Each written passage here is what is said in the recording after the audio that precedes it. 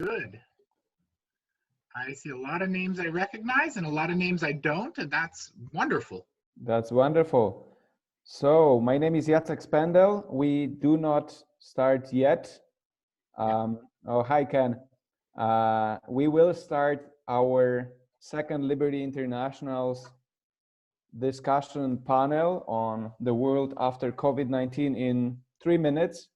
We allow each other 3 minutes to wait for some latecomers and to settle everything, to make sure everything works technically. I'm really happy to see so many names and very international, very gathering because it's Liberty International. Happy to have both speakers with me. We already checked voice and chat, and everything should work properly. Hopefully, our meeting will go smoothly and we'll have stimulating discussion today. So, as I said, we'll wait 2 more minutes before we officially start, so we can make sure that everyone who wants to be part of it enters, and to make sure that everything works properly. I'm talking to you from Poland, by the way, where I'm living. I came back from US a month ago. Kyle Varney is in Washington, and Jeffrey Singer is in Phoenix, Arizona. So both of them are in the Pacific time zone. I'm in Central European time zone, so it's 9 hours between us. It's 1 p.m., I believe, in Arizona and state of Washington, and it's 10 p.m. in Poland. Oh, I see people from many places, even Spain. Many Arizonans, that's great. I see, oh, California, Jim Elwood, great. I see Hawaii, wonderful. Ken Schooland. In 1 minute, we should be ready to start. So very soon we are starting second Liberty International's Zoom panel discussion. I'm just getting some, okay.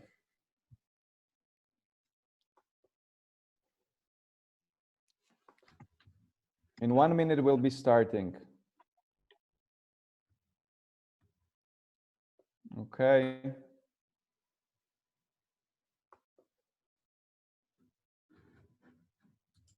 Okay, wonderful.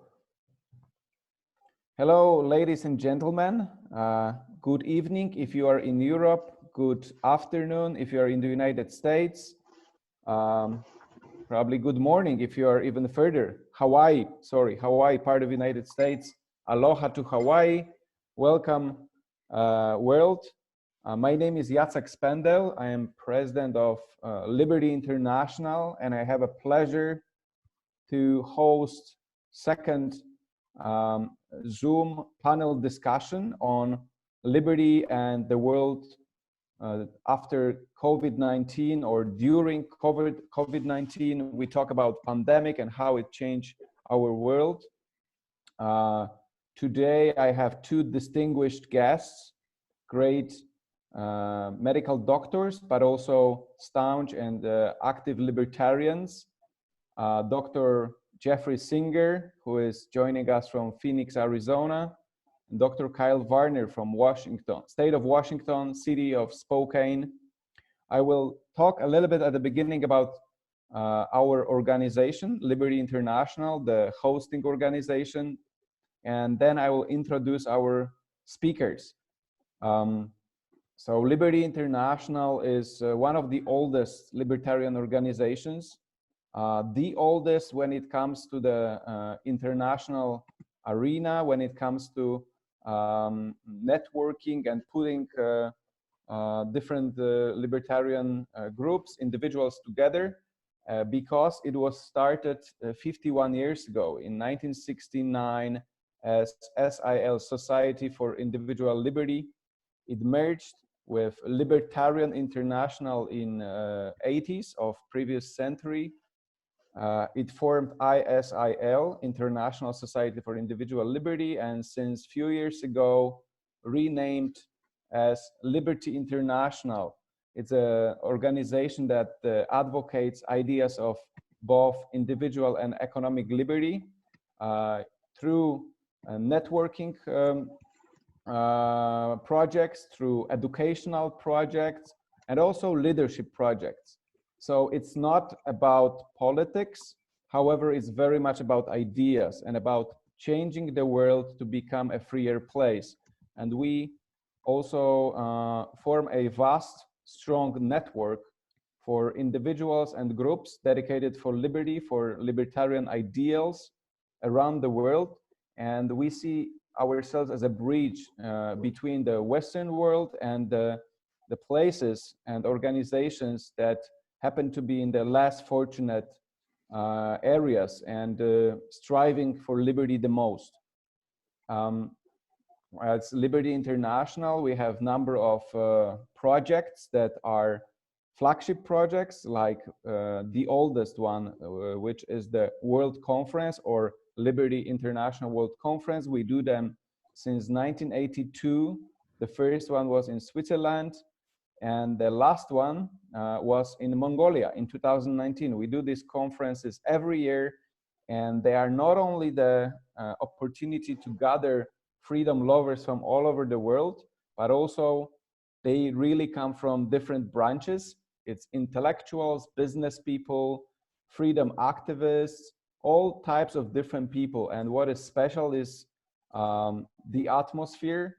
It's a very much family atmosphere where you can not only listen to great speeches, panels, discussions, debates, but also really learn from these individuals, meet them in more informal situations, and learn about the countries where these conferences happen. And this is a great opportunity to market our next conference, which was supposed to be in August, but because of this COVID-19 crisis, which we're gonna discuss tonight or today, it's postponed for January 2021. So between January 4 and 7, we will have our next LIWC, Liberty International World Conference, in Medellin, in Colombia, beautiful city of Medellin. We have a local partner, Movimiento Libertario, which is the Libertarian movement of Colombia, Maria Alejandra Londoño and her colleagues. It's going to be a great conference, and very soon there will be a new, renewed webpage which will promote among our network of Liberty International. We also do Liberty camps together with Language of Liberty Institute, which is our sister organization or sister branch. Glenn Kripe is head of it. We go to many places, usually developing countries, for a few days, talking and discussing ideas of economic and individual liberty. Also helping young people to polish their English language skills by talking about freedom. This is a project we do since 2005. We have another project which is more leadership, but very libertarian, in Phoenix, Arizona.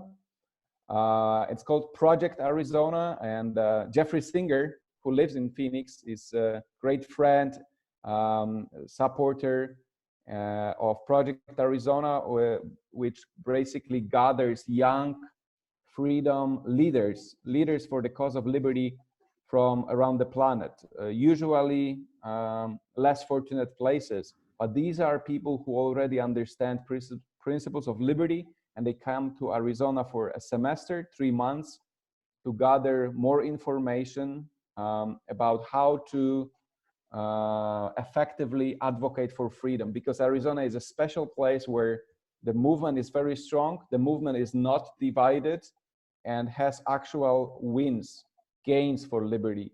And we want more places to be like Arizona, and maybe more than this. To have more freer world, we need advocates of liberty, and they need a training. That's why we have Project Arizona. But this is already pretty long, I talk, and I just wanted to introduce you to our organization. Now let me introduce you to our amazing speakers today. 2 physicians, 2 libertarians, very strong minds, strong opinions, great intellect. I will start with Dr. Jeffrey Singer. I mentioned he is from Phoenix, Arizona, but actually originally from New York City. He moved in, I believe, late 70s to Phoenix. He's a senior fellow at the Cato Institute, the major libertarian think tank in Washington, D.C., and he works in the Center for the Study of Science and the Department of Health Policy Studies. He's a principal and founder of Valley Surgical Clinics Limited, the largest and oldest group private surgical practice in the state of Arizona. He was integrally involved in the creation and passage of the Arizona Healthcare Freedom Act and served as a treasurer of the U.S. Health Freedom Coalition. He was a regular contributor to Arizona Medicine, the Journal of the Arizona Medical Association from '94 until 2016.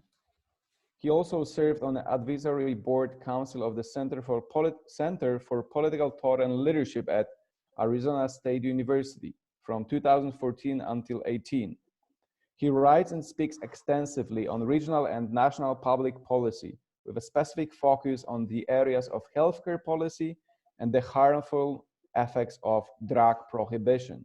He received his bachelor from Brooklyn College and his medical degree from the New York Medical College. He's a fellow of the American College of Surgeons. Welcome, Dr. Singer. It's great to be here.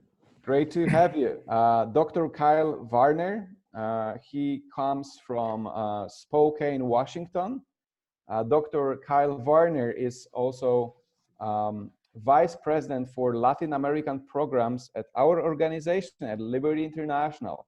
He earned his bachelor degree from St. John's College, his medical degree from the American University of Antigua College of Medicine, and completed his residency in internal medicine at Tripler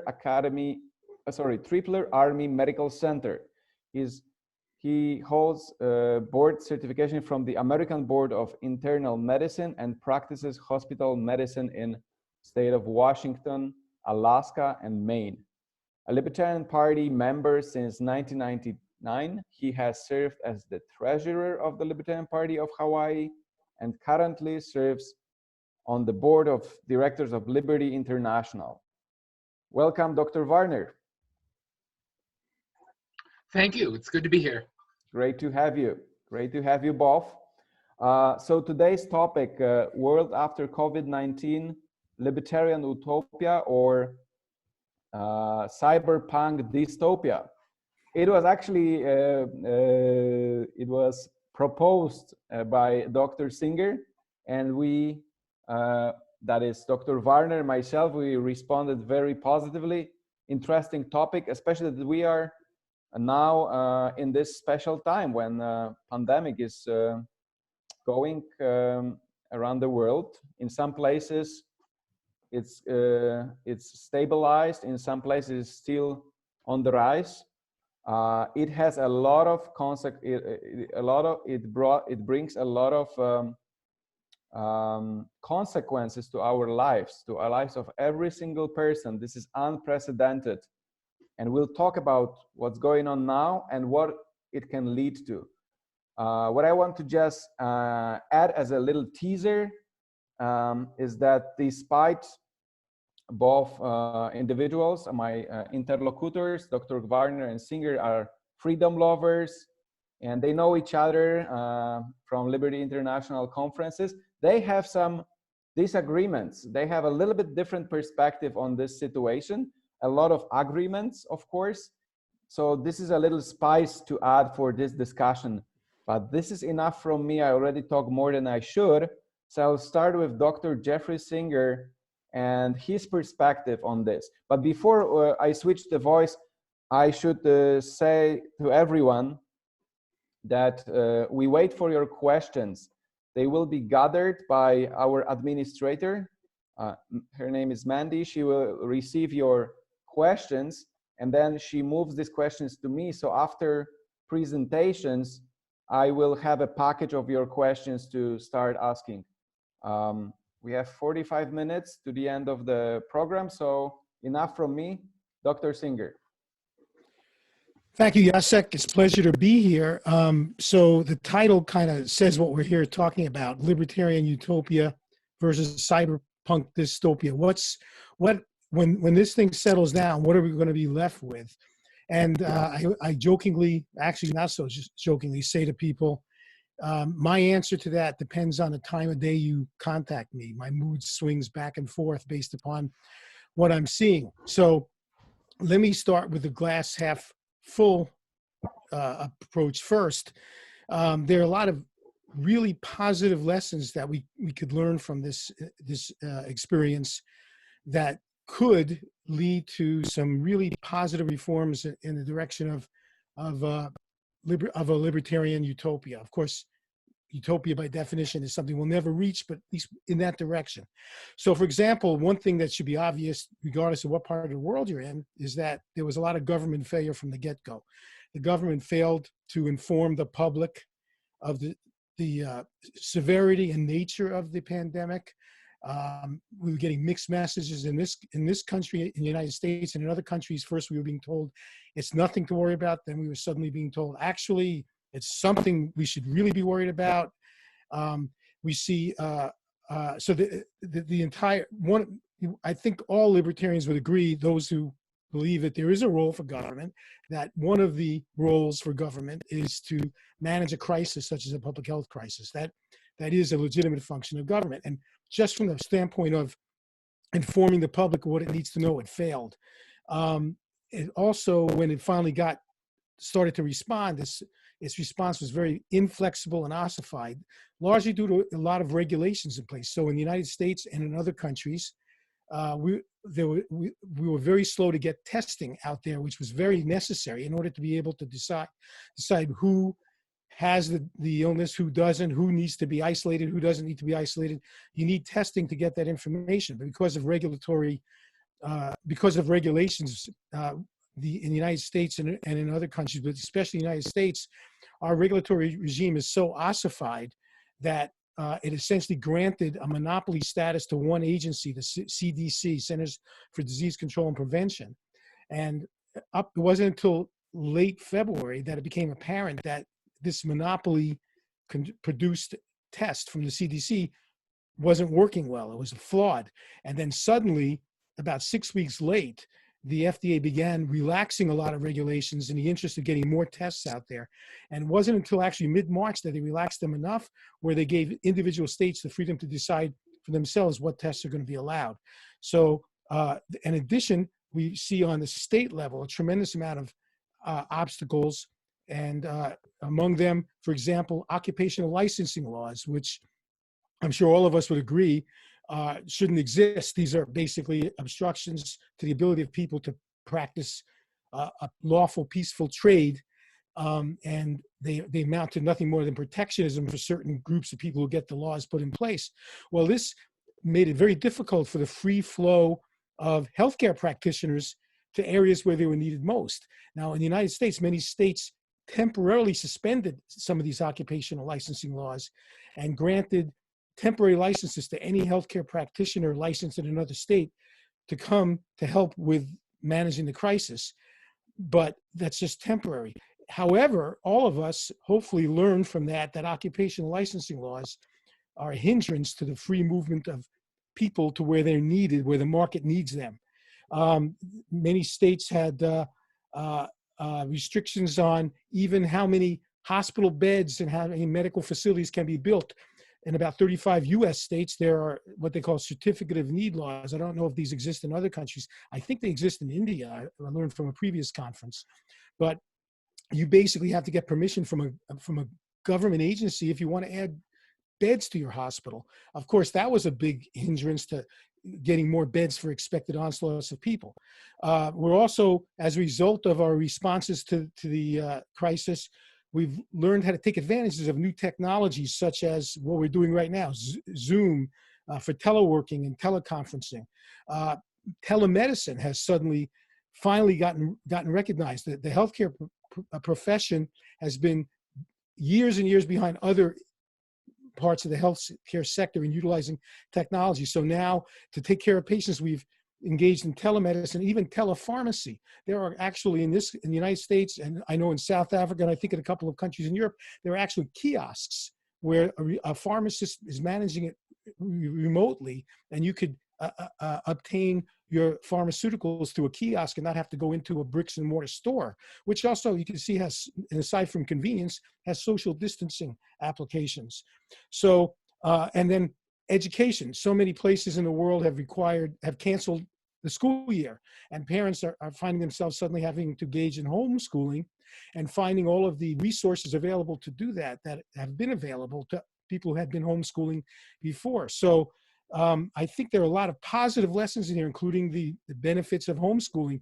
And when you're homeschooling, of course, you're taking a lot of the educational process away from the state.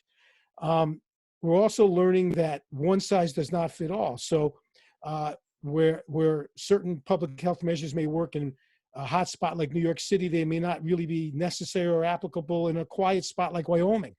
And so there are a whole lot of positive lessons that hopefully can inform us going forward about how to deregulate, how to decentralize, how to take advantage of education and other opportunities, take them away from the state. Now, on the negative side, and this is when my mood swings. So we're all familiar with what Robert Higgs talked about in Crisis on Leviathan, which is the Ratchet Effect. Every time there is a crisis, of necessity, power accrues to the central government in order to prosecute the crisis, to handle a crisis. Unfortunately, when the crisis passes, the power never recedes to the pre-crisis level, and the people get a little more accustomed to having surrendered a certain amount of liberty permanently. It's this understanding, of course, that makes libertarians want to avoid wars, except when they are unavoidable, because a war is a crisis that will lead to at least a permanent surrender of at least a portion of our liberties. Well, this is a crisis, of course. And so many things are happening now. The governments are imposing policies that are restricting our freedom of movement. They're ordering, depending on where you are in the world or where you are in the United States, people are not allowed to necessarily even go out on the streets without permission from the government. People are getting arrested for doing so. We're in the process of developing technologies aimed at contact tracing, which is a good thing, because contact tracing is a good way of isolating people who may be carrying the virus so they don't contaminate other people.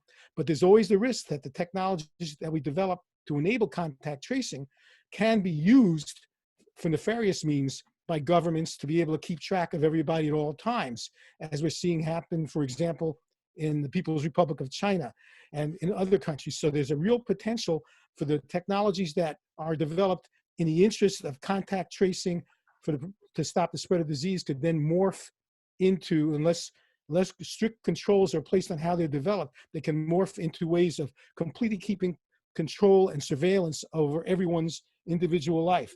There are other things happening. Sentiments are arising in reaction to the crisis. So, for example, there's a new rise of anti-immigrant sentiment where borders are being closed. In our country, there's an effort by some to use this crisis as an opportunity to prevent the free flow, the free movement of people across borders, even in peaceful times, to say we can't trust people, they may be carrying diseases. When this crisis is over, what's going to happen? Will the borders reopen? Will there be new restrictions on the free movement of people? And the same thing as pertains to trade. We're seeing countries clamp down on exports of what they consider to be vital items, blockages to trade, tariffs being used by the United States and other countries as measures to retaliate against other countries like China, who are being blamed in large part for not informing the world quickly enough about the virus. And then we're hearing a lot of talk in our country about what they call repatriating products. They say we shouldn't have to rely on the global economy to have essential products in our country. We should make these all in the United States. So in the event of a next emergency, we don't have to depend on other countries for masks or ventilators or whatever. Of course, those of us who appreciate the law of comparative advantage realize that leads to higher costs and reduced quality and quantity of products. And this to me is a very, very onerous sentiment I'm hearing expressed. So just to sum up, and we'll now leave time for Dr. Varner to respond. It depends on what time of day you ask me. Will the world be a better place after this, or will the world be a worse place after this? Past experience leads me to be a little pessimistic. Well, I think we will see liberalization of some things, such as, I think telemedicine, for example, is here to stay. Conferencing, teleconferencing, teleworking has been appreciated by so many people that I think a lot of these advances are going to remain with us and alter the market going forward. I worry that people have gotten very accustomed to surrendering liberties to authority figures, and that authority figures are grabbing a lot of power that they may not, depending on parts of the world, such as Hungary, the Philippines, and other countries, they may not return, may not give back. They may want to keep that power. Thank you so much, Dr. Singer. Lots of words of wisdom.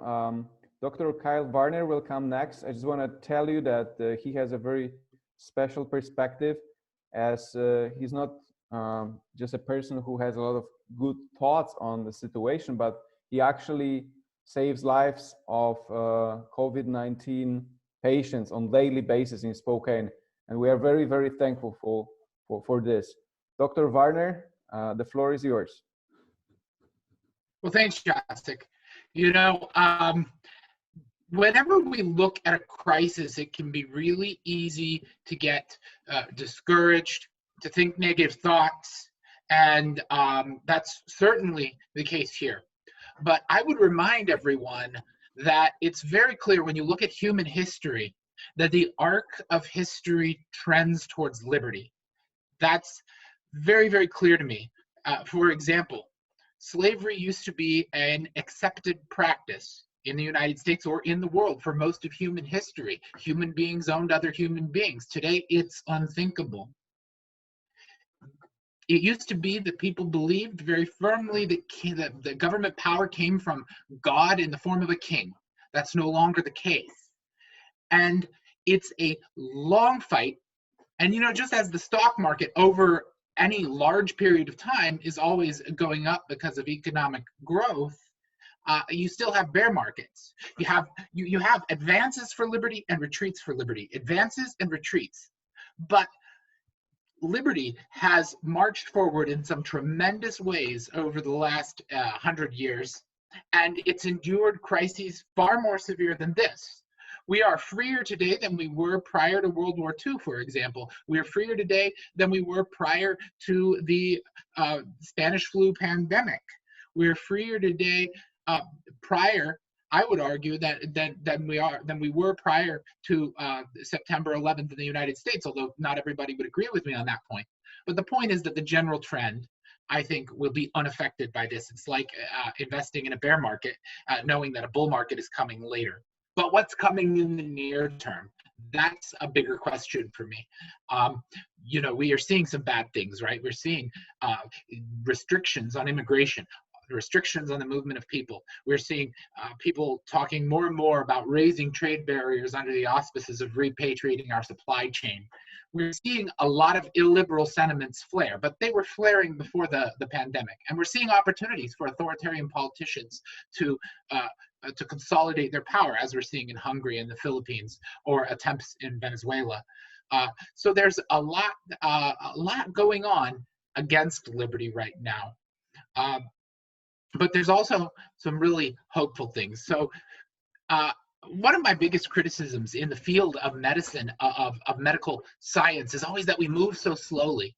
If you have an idea for a new treatment, you got to go through an institutional review board, and then you got to wait for FDA approval, and it can take years of red tape just to get the right to begin a study.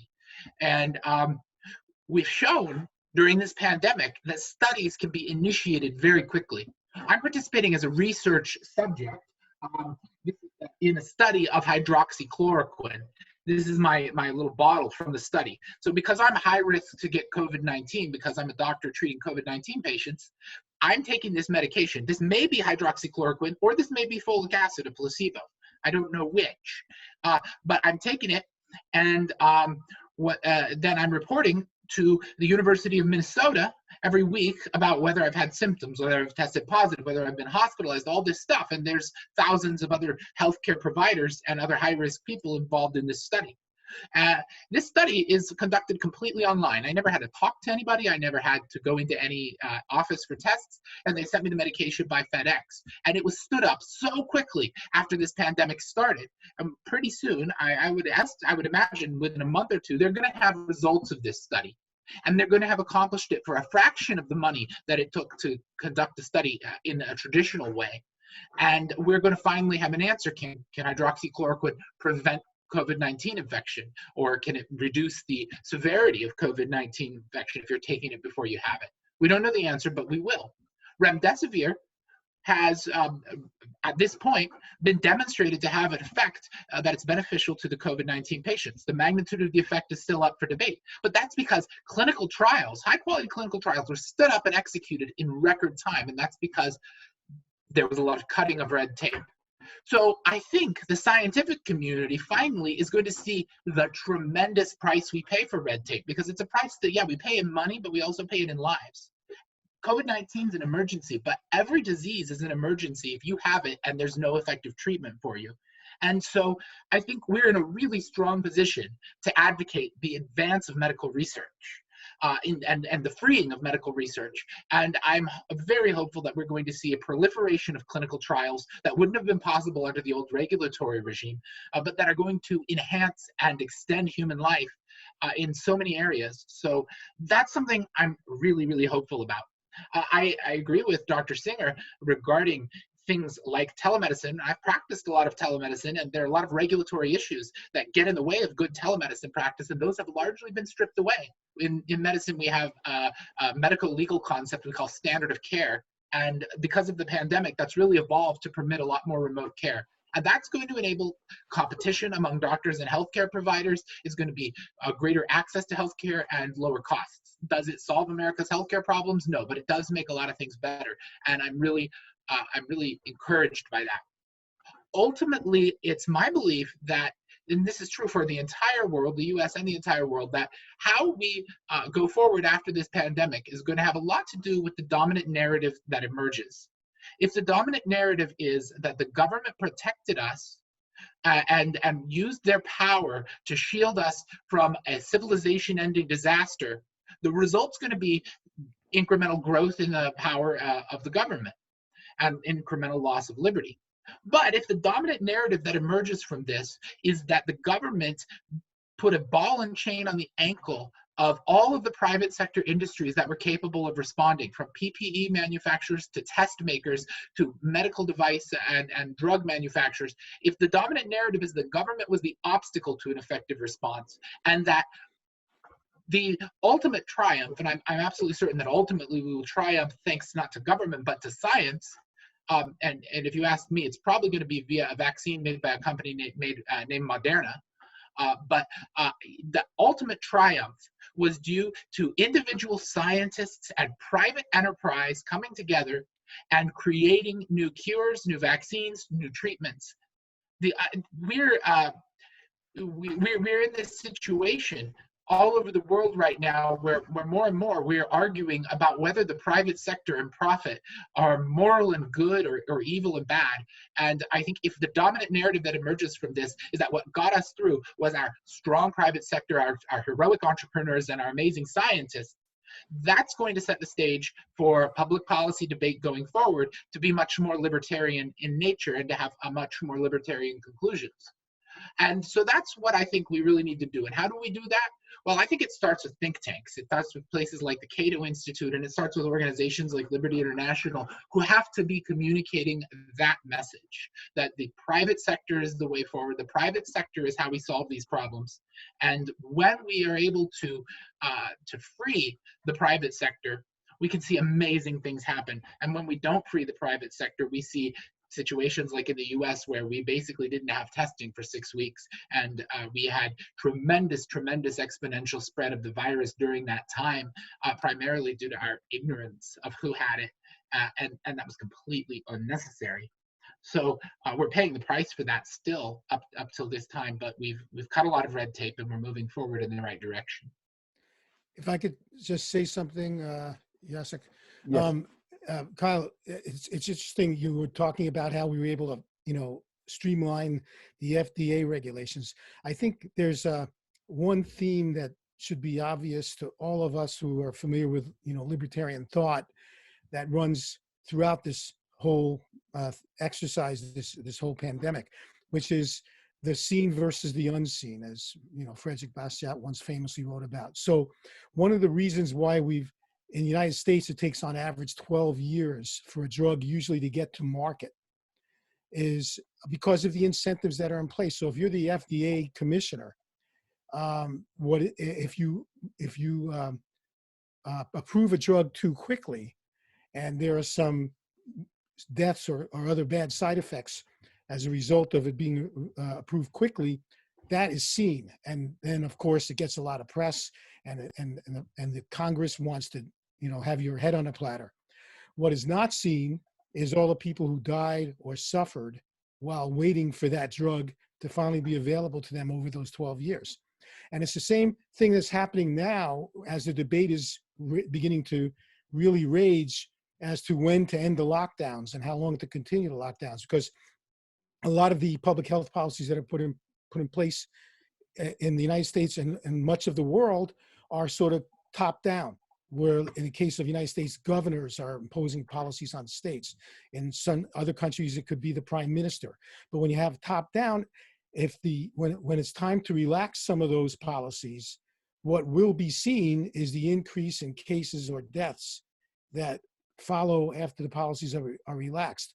What is not as visible is all the people who are suffering or all the increased deaths and destruction that result from the lockdown.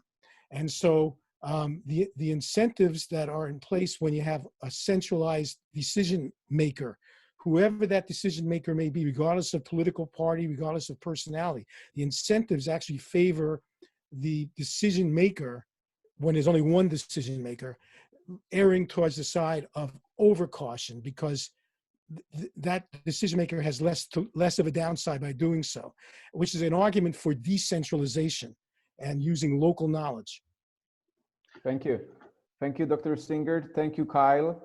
I cannot agree more, especially thank you for the recognition of the private actors in this entire crisis. I see it very clearly here in Poland, where I come from, where I live, where most of the testing is made by private companies, despite the fact that the public facilities have much more money and much more power. They are doing less work. I would like to open this for questions now. I received 3 of them by email. They were collected by our administrator on the chat. I just want to say that I know that we have few people who joined the conversation, the discussion through telephone, so they cannot write on the chat. I will give them my email address where they can directly send a question. It can be just one sentence. Actually, the shorter the better. And my email address is Spendel, like my name, SPENDEL, the symbol at liberty-intl.org. Once again, it is Spendel, like my last name, at liberty-intl.org. So you can also send questions right away there. I will read the first question. It came from our good friend from Phoenix, Arizona, Roy Miller. And Roy asks, which countries are currently the freest in the world? Whoever feels to answer it, go ahead. You want me to take a stab at that, Kyle? Yeah. Yeah, go ahead. I mean, what just came to my mind was the index of economic freedom. Me too. But it's so subjective. So, but please go ahead. Well, Cato Institute publishes the Human Freedom Index, which is a kind of tabulates both economic liberty and personal liberty. I think Heritage does the Economic Freedom Index. So if you kind of put them all together, because there's a lot of different aspects to freedom. There's freedom of movement, and there's freedom of trade, and apparently, according to, if I can remember correctly, the latest index, I think New Zealand and Switzerland were among the top 2 or 3. I think Hong Kong is still up there, but we're very worried about it slipping. The United States was not part of the top 10. Canada actually was a freer place than the United States. I think Denmark was ranked by them as being freer also. I'm not sure now. I didn't memorize the chart, but Switzerland and New Zealand were. Now this was taken before New Zealand did its recent clampdown on the right to self-defense and gun rights, so it may change next year, but they've been generally very, not only are they liberal politically, but on economics, they're very free market, free trade, and they stay out of wars. Thank you. I will go ahead. I think that. Oh, sorry. Go ahead. No, Kyle, if you want to add something, please go ahead. Just short answers are preferable because we keep getting more and more. Sure. Well, I was just going to say that I think it's really tough to say which place is free, is the most free overall, but a lot easier to say which place is the freest for me, because that takes into account your own individual preferences and inclinations. And so I think that's a question really worth asking, because oftentimes the country of somebody's birth is not the best place for them to live. Thanks. Next question comes from our friend from Bolivia, Pablo Garcia, who is actually alumnus of Project Arizona 2020. He asks, when prices synthesize information of the signal market gives, what is your take on the bailouts government is doing to a lot of sectors in the United States? Maybe Kyle, you want to start? Well, sure. Well, I mean, it's a mistake for the government to be engaging in these bailouts. They don't have the money, which means that they have to play games, and eventually that will result in debasing the U.S. dollar. They are picking winners and losers, and they are further entrenching moral hazard into the fabric of our economy. Because if you are likely to be bailed out, you don't need to run a fiscally strong business. The airlines, as an example, engaged in massive stock buybacks while leaving debt on their books, and now they're suffocating under the debt. Now, I understand the need to make sure that people don't starve. You've got all these employees. And so from a political economy perspective, you can't stay in any kind of power if you just let, literally millions of people just lose everything. But I would have preferred saying we're going to find a way to protect the workers, but let the companies go through bankruptcy and let the people who have been engaging in fiscally imprudent practices by not having companies that could withstand a significant downturn in their business, let them enjoy or experience the consequences of their actions. And going forward, then you would see a lot more fiscal responsibility among corporate America. But the moral hazard this creates is going to create future crises. This is where I might slightly disagree with Kyle. I really do think that there is, at least in principle, I think because the government has forced everyone to cease economic activity and shelter in place, which has restricted their liberty. And we could argue that it was legitimate to prosecute this crisis. If you look at the pandemic in much the same way you'd look at an invading army attacking our country, and the government has to restrict certain people's activities because we're trying to defend ourselves against an attack. So I could see giving some economic relief almost as a form of restitution. because you forced people to stop working. It's not like people took risks and it didn't pan out and now you're bailing them out. These are people who were working and you made them stop. So I don't see anything wrong in principle with compensating the people that you forced to give up wealth. On the other hand, the way in which it's being done, unfortunately, tends to be where the government is picking winners and losers and giving it to special industries. It should actually go as much as possible directly to the individual people who are being done harm. Thank you, Dr. Singer. I would agree with you in principle, but here's where I would disagree. I mean, I would agree with you in principle. If the government shuts down a business in order to protect the public health, that business should be compensated.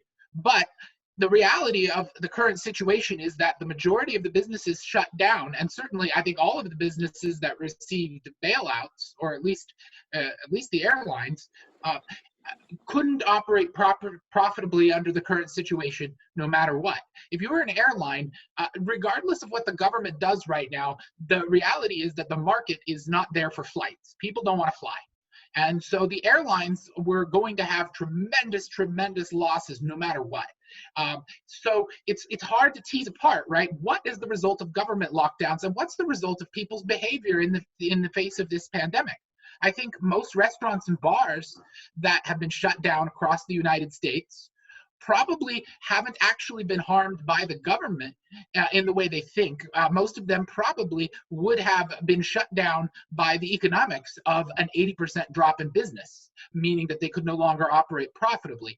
It's hard to tease that apart. I don't know the right answer in terms of how you tease that apart so that you compensate people for what you've done to them, but not for what the market has done to them. But I think we have to make that distinction. Yes. Okay, we agree. We agree. I agree too. I have an interesting question from Joseph. Have libertarians made a mistake by joining in on speculation that COVID-19 is a hoax, instead of focusing on how government makes it difficult to access PPE and tests, and how government has made healthcare so expensive and has limited the proliferation of hospitals? It seems like this was libertarians' moment to show the world why government is the problem.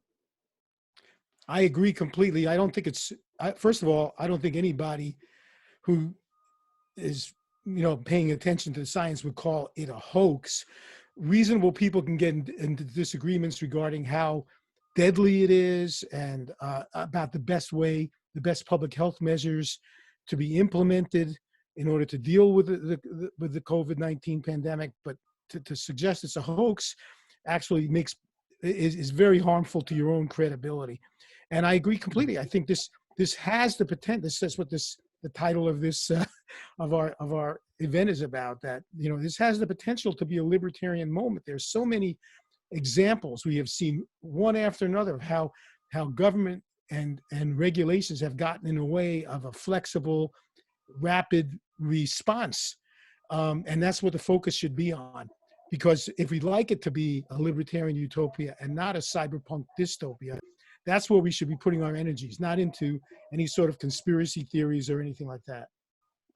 Yeah, I completely agree. I think that there's even a little bit beyond a hoax. For example, I think that there's a strain of libertarianism that they start by saying this event is prejudicial to our liberties, and therefore I'm going to do everything I can to deny it. And they're going to bend over backwards to try to deny it, whether what they're doing is consistent or inconsistent with reality.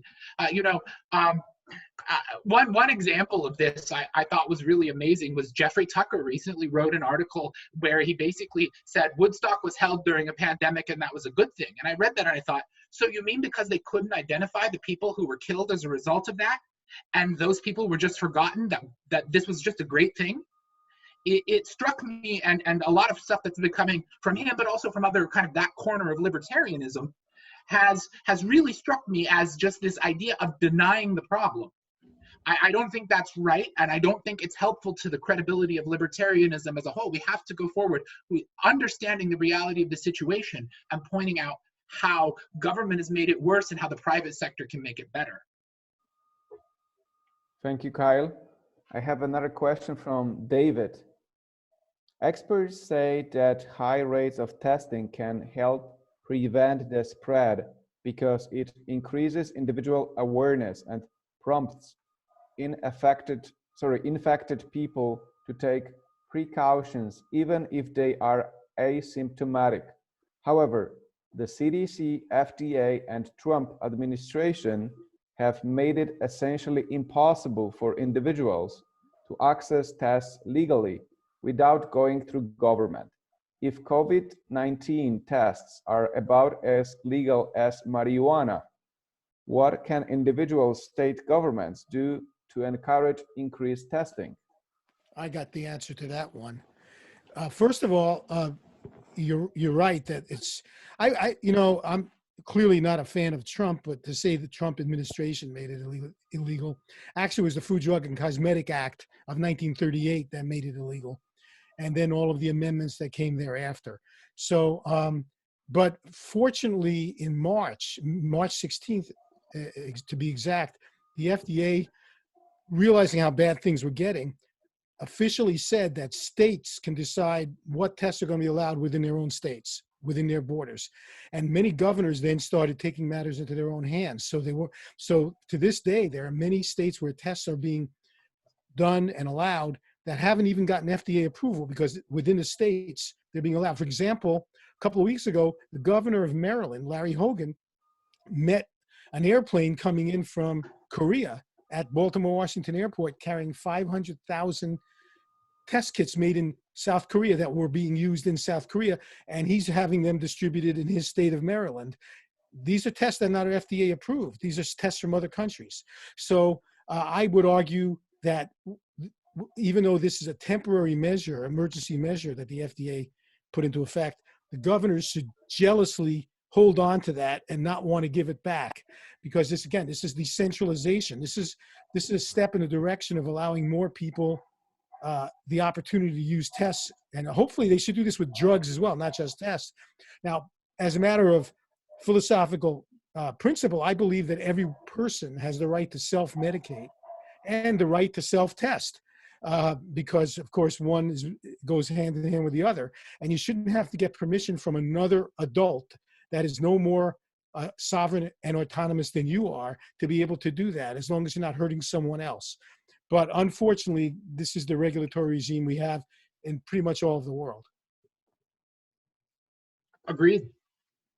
Perfect. So I have a question from Rich Brents. He says, I agree with Dr. Varner that humanity continues to move toward greater freedom despite periodic backsliding, like we are seeing with COVID-19. How do we make inroads in combating the dominant narrative, even in the liberty community, that we instead continue on a path toward greater tyranny? Well, I include this kind of information in so many presentations that I give all over the world, because I think the data speaks for itself. Tax rates are lower than they've been in the recent past. Trade is more openly available. Individual liberties and human rights are more respected now than ever before. And so the data does speak for itself. The average economic freedom, as tracked by the Economic Freedom Index, has increased over time. And then we can look at the larger things like questions about slavery, about whether women are property or human beings, about the transition from theocracy and monarchy to liberal democracy, and the expansion of democracies and the expansion of market economies. All of these things are really empirically demonstrable. And what I think happens in a lot of cases, libertarians, is they focus on one issue where we've lost liberty.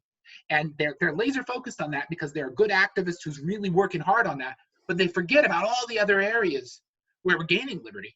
And so what the key is just to give somebody some perspective, both historical perspective about the way most human beings used to live, as serfs and about the gradual progression away from that, and also perspective about the broad range of things. Because like if you are somebody focused on criminal justice in the United States, my God, we look like a police state. We incarcerate more people than anywhere in the world.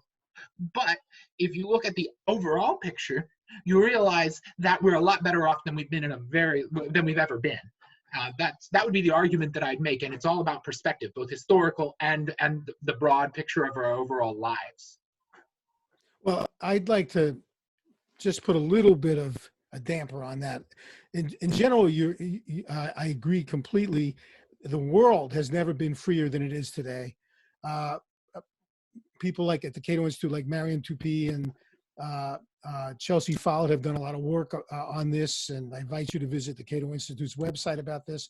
Yeah, I mean, and it's also there are fewer people in poverty, fewer people, there's a longer life expectancy. So the world has never been as free as it is today. On the other hand, it's never a straight line. It's always, it's jagged lines. So it kind of goes like this when you're working your way towards that trend. And a lot of, evolutionary psychologists will tell us that we may actually be hardwired in the other direction. Liberalism, in the classical sense, is not a natural human default position. Our ancestors were hunter-gatherers. We were tribal. We were warring, taking each other's stuff, and then we divide things up, oftentimes unequally within the tribe.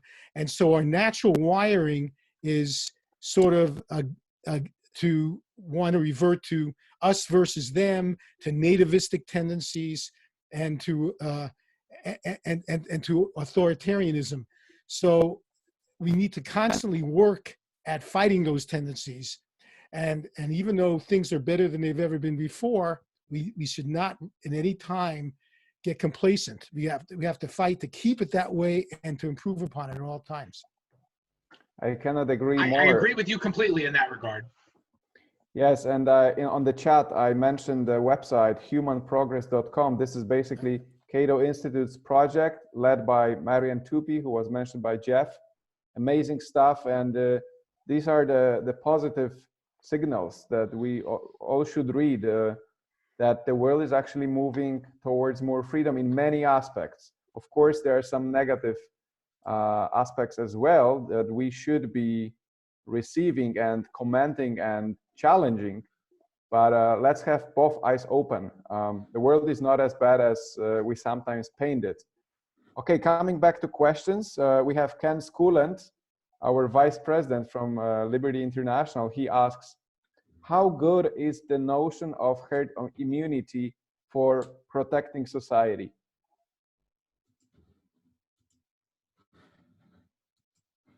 Kyle, you want to take care of Jeff, that you one? want to answer that? Or? Okay, so the idea about herd immunity is that at a certain point you have so many people who are immune that the disease cannot effectively spread, right? And you can achieve herd immunity either because like everybody's had it, or because everybody is or been vaccinated, or a large percentage of the population's been vaccinated. Herd immunity without a vaccine probably doesn't get us, a situation where SARS coronavirus 2 disappears off the face of the earth. We know because there are other non-SARS coronaviruses that circulate, and we've probably all been infected with them multiple times, and you get immunity for 1 to 2 or 3 years. And nobody really knows what happens with immunity after you're infected. We think it does confer some immunity, but does it wear off after a few years, or is it lifelong? Probably wears off after a few years. Now, if you get a vaccine that's widely accepted by the world population, and you get 80–90% of the world population to take it, you may see SARS-CoV-2 become some kind of a rare infectious disease that just goes away, and eventually we read about it in the history books, and in 20 years I'm telling my students about the time I used to treat these patients. This is one of the things I've been discussing also. First of all, we don't know if we're going to ever get a vaccine against SARS-CoV-2. We hope we do, but we've been working for years to get one against HIV, against hepatitis C. It took 5 years to get an Ebola vaccine, and even the flu vaccines that we come up with every year are only about 40 to 50% effective. Obviously, by definition, we develop some immunity because otherwise we'd all be dying from it. The fact that you overcame it means your immune system battled it back and defeated it. The big question is, how long does that immunity last? And we don't know the answer to that. There is some good research to suggest that it may last 2 to 3 years, because the SARS-CoV-1 has been studied and seems to have 2 to 3 years worth of immunity, and they're very similar genetically, but we don't know that for sure. The principle of herd immunity is that when enough people have developed immunity, either through that or through having gotten the disease, there are fewer people who can serve as vectors and hosts for the virus, which is basically attacking us almost like a parasite attacks a host species. And there are fewer avenues for it to do its damage. I would argue that there are some people who keep saying we need to stay sheltered in place until we reach, until we develop a vaccine, or until we develop a cure. We may never develop a vaccine, and we may never develop a cure, only things that help mitigate it some.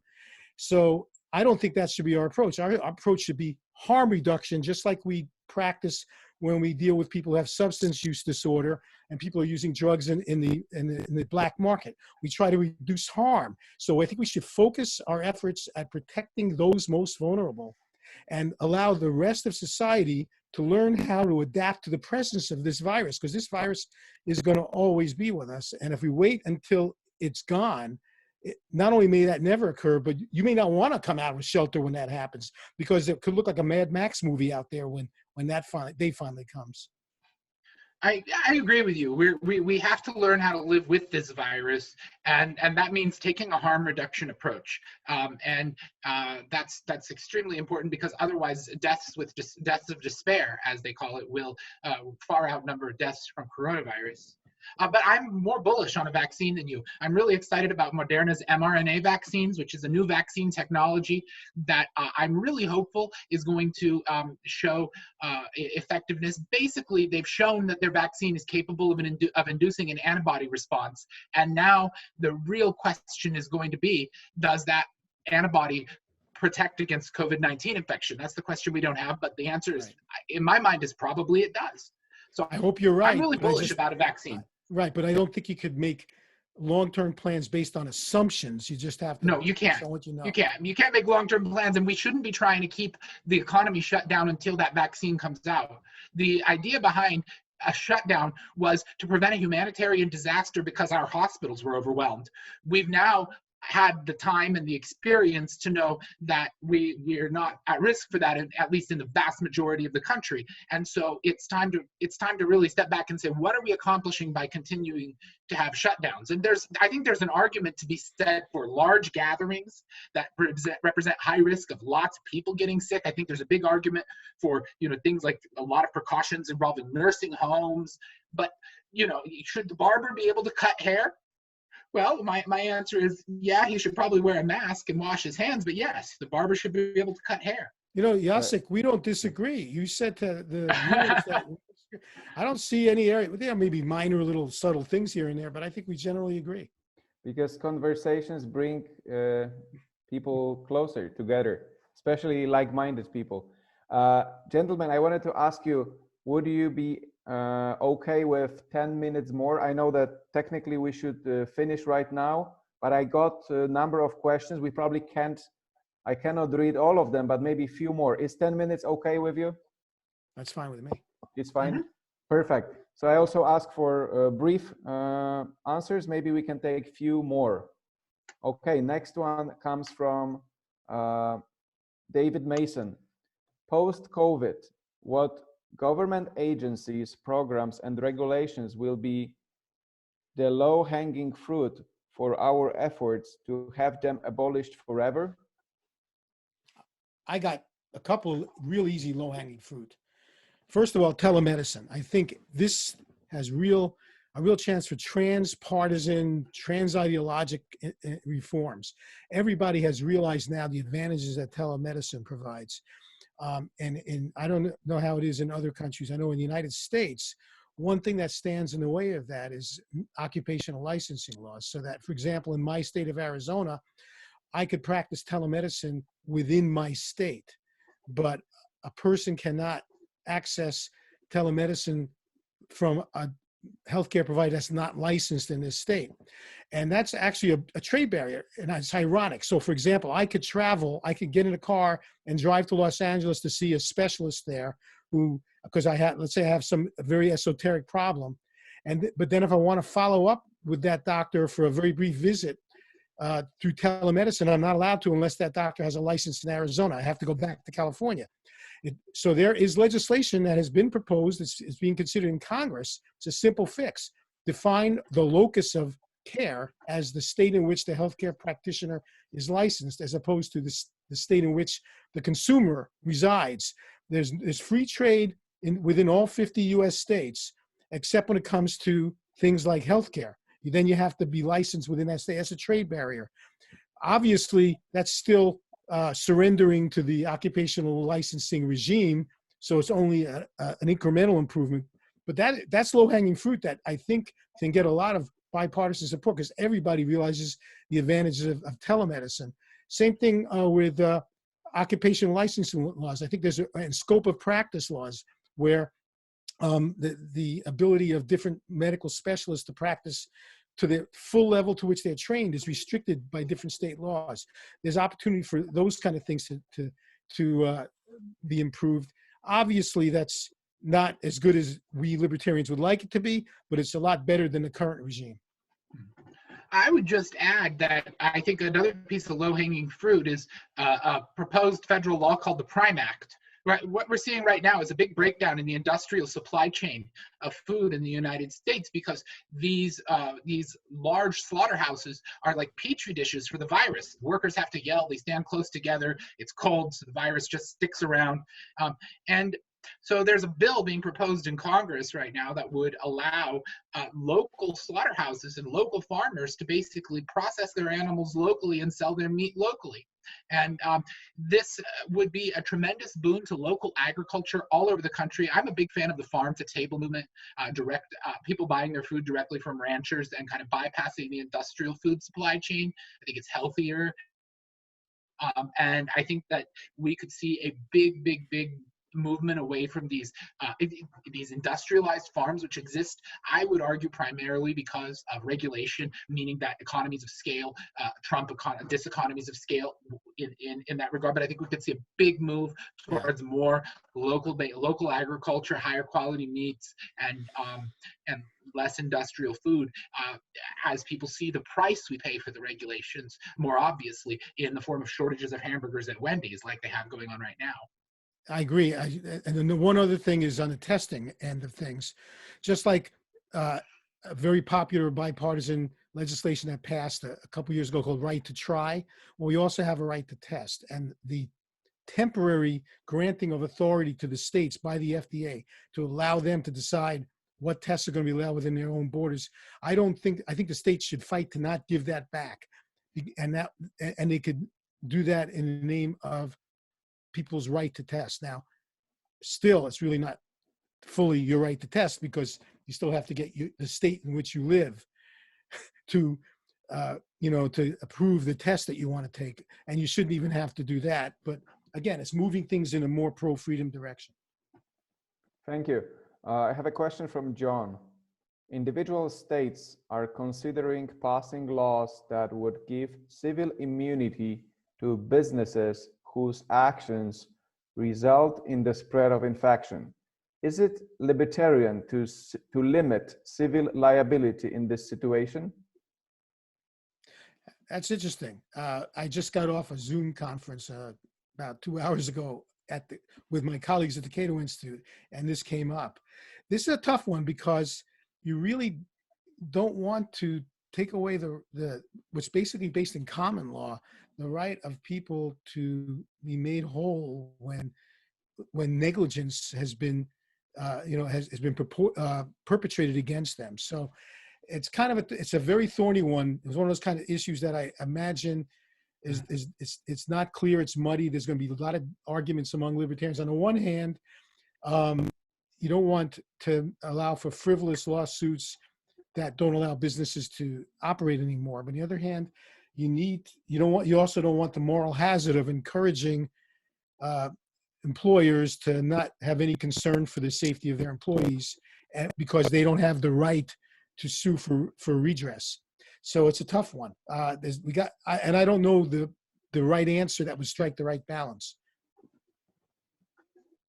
Kyle, you got any thoughts? I mean, my take is that liability as a concept is essential for the appropriate functioning of markets, because otherwise people will externalize the risks associated with their operations. And so liability is a really important way to internalize risk.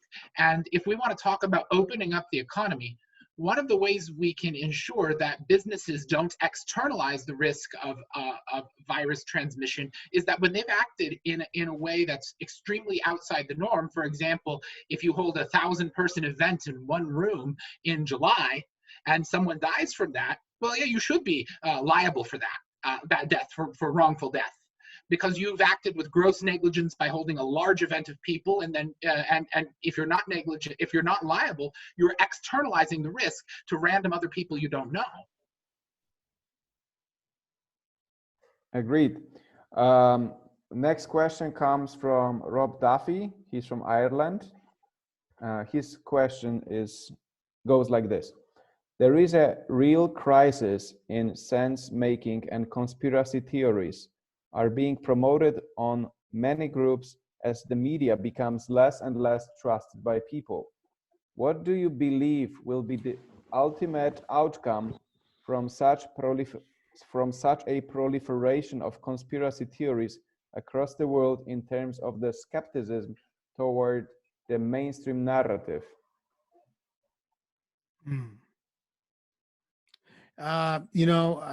I just think we For the time, all of us who consider ourselves, representatives of the liberty movement, who are spokespeople within the movement, I think we have a responsibility to be careful, to check all of our facts out quickly before we latch on to any of these theories, because our credibility and the credibility of the liberty movement is at stake. I think there are always going to be conspiracy theories. I think that's kind of part of human nature. They've been with us probably as long as people have been living in groups. But I can only tell you that it's very dangerous to embrace them, and that we need to carefully vet all of these theories that are put forth, because the credibility we have to think of not just of ourselves, but of the credibility of the movement that people associate us with. I agree completely. I just say that conspiracy theories usually require you to believe some extremely, extremely improbable things that have no evidence.